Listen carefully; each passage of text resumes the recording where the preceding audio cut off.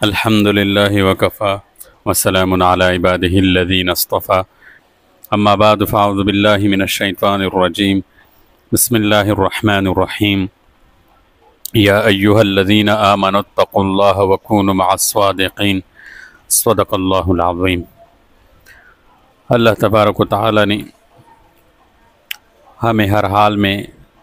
سچائی اختیار کرنے کا حکم دیا ہے اور سچوں کے ساتھ ہونے کا ہمیں حکم دیا ہے۔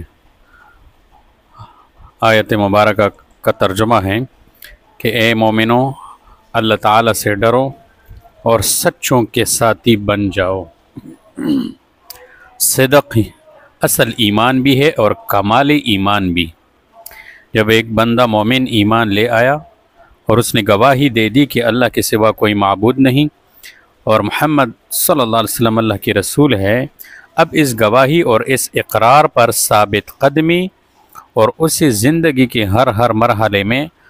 دل کے گہرائیوں سے اور اپنے قول اور عمل سے سچ کر دکھانے والا صدیق ہے۔ اور ایسا شخص جو دل کے گہرائیوں میں بھی اور برملا بھی، ظاہر میں بھی اور باطن میں بھی صدیق ہے، اس کے احوال اس کے اعمال کی تصدیق کرتے ہیں اور اس کے اعمال اس کے احوال کی تصدیق کرتے ہیں۔ یہ جو حضرت ابوبکر صدیق رضی اللہ تعالیٰ عنہ کو صدیق کا لقب جو دیا گیا تھا تو دربار نبوت سے عطا ہوا، تو اس کے اندر یہ صفات تھی صدیقیت کی۔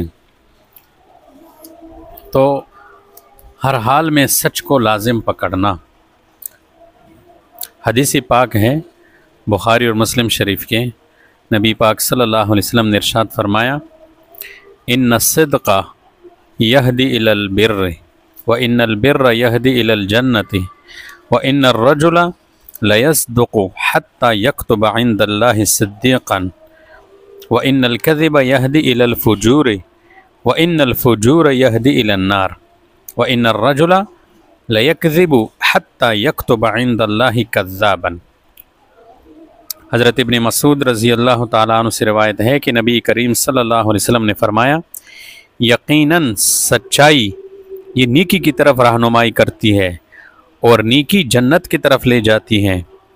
آدمی سچ بولتا رہتا ہے حتیٰ کہ وہ اللہ تعالیٰ کے ہاں بہت سچا لکھ دیا جاتا ہے، اور یقیناً جھوٹ یہ بدکاری کی طرف رہنمائی کرتا ہے اور بدکاری جہنم کی طرف لے جاتی ہے، اور آدمی یقیناً جھوٹ بولتا رہتا ہے حتیٰ کہ وہ اللہ تعالیٰ کے ہاں بہت جھوٹا لکھ دیا جاتا ہے۔ تو نبی کریم صلی اللہ علیہ وسلم نے جن اخلاق حسنہ پر بہت زور دیا ہے اور جن کو ایمان اور اسلام کے لیے لازم اور ان کا جز قرار دیا ہے، ان میں صدق یعنی سچائی اور امانت کو خاص اہمیت حاصل ہے۔ حدیث مبارک صدق کی اہمیت اور فضیلت اور اس کی افادیت کو اچھی طرح واضح کرتی ہے۔ یہ دیکھو، یہ بتاتی ہے کہ صدق زندگی کے ہر مرحلے میں اور معاملے میں، قول میں اور عمل میں اور نیت میں سچا ہونا یہ مومن کا اعلیٰ ترین وصف ہے، کیونکہ مومن صادق یہ درجہ بدرجہ بھلائیوں اور نیکیوں کی طرف بڑھتا رہتا ہے، اور مرحلہ بمرحلہ اس کی خوبیوں اور اس کے محاسن میں اضافہ ہوتا رہتا ہے۔ پھر وہ وقت آ جاتا ہے کہ وہ مقام صدیقیت تک پہنچ جاتا ہے اور اسے جنت کا مستحق قرار دے کر اللہ کے یہاں صدیق لکھ دیا جاتا ہے۔ جھوٹ بولنا ایک خبیث خصلت ہے، بری عادت ہے، اور اس کی خاصیت یہ ہے کہ وہ آدمی میں فسق و فجور کا میلان پیدا کرتا ہے اور انسان کو برائی کی جانب دھکیلتا رہتا ہے، اور اس کی پوری زندگی کو بدکاری اور برائی کی زندگی بنا کر اسے دوزخ تک پہنچا دیتا ہے۔ اس لیے سچ کو اختیار کرنا اور جھوٹ سے اپنے آپ کو بچانا،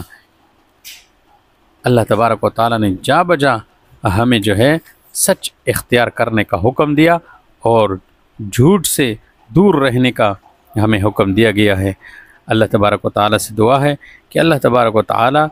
ہمیں سچا بنائے اور سچوں کے ساتھ رہنے کی توفیق عطا فرمائے، اور جھوٹا ہونے سے اللہ پاک ہماری حفاظت فرمائے، اور جھوٹوں سے بھی اللہ پاک ہماری حفاظت فرمائیں۔ وآخر دعوانا ان الحمدللہ رب العالمین۔ بے شک تیرا مجرم ہوں، سیاہ کار ہوں اللہ، بخشش کا مگر تجھ سے طلبگار ہوں اللہ، بے شک تیرا مجرم ہوں۔ ایک کالی سیاہی کی طرح ہے میرا ماضی، ایک کالی سیاہی کی طرح ہے میرا ماضی، اپنی خطاؤں پہ شرمسار ہوں اللہ، بے شک تیرا مجرم ہوں، سیاہ کا